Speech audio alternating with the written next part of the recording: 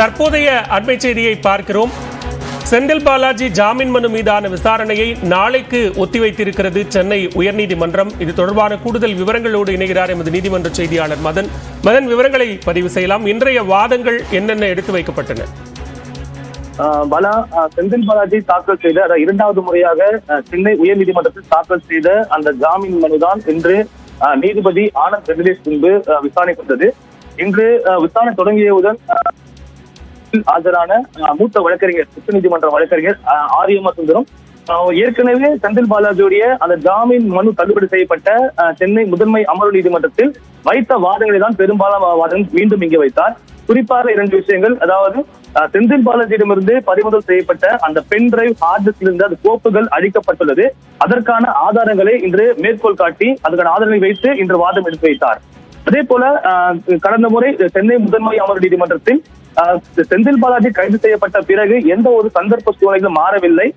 எனவே இதை கருத்தில் கொண்டு ஜாமீன் வழங்க முடியாது. அதே போல அவருடைய சகோதரர் அசோக் தலைமறைவாக உள்ளார். அதை கருத்தில் கொண்டும் ஜாமீன் வழங்க முடியாது என்று சென்னை முதன்மை அமர்வு நீதிமன்றம் தெரிவித்தது.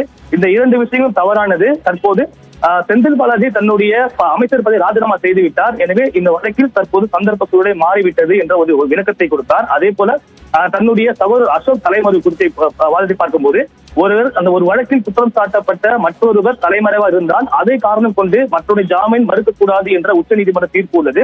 எனவே அந்த தீர்ப்பின் அடிப்படையில் இவருக்கு ஜாமீன் வழங்க வேண்டும், எங்கேயும் தப்பிச் செல்ல மாட்டார் என்ற ஒரு வாதத்தை இன்று செந்தில் பாலாஜி தரப்பில் எடுத்து வைக்கப்பட்டது. இந்த வழக்கில் இன்று அமலாக்கத்துறையை பார்க்கும்போது ஏற்கனவே வைத்த வாதங்களை, அதே விஷயங்களை கொண்டு மீண்டும் ஜாமீன் மனு தாக்கல் செய்கிறார்கள். இந்த வழக்கின் விசாரணை நாங்கள் விரைந்து முடிப்பதில் தயாராக உள்ளோம்.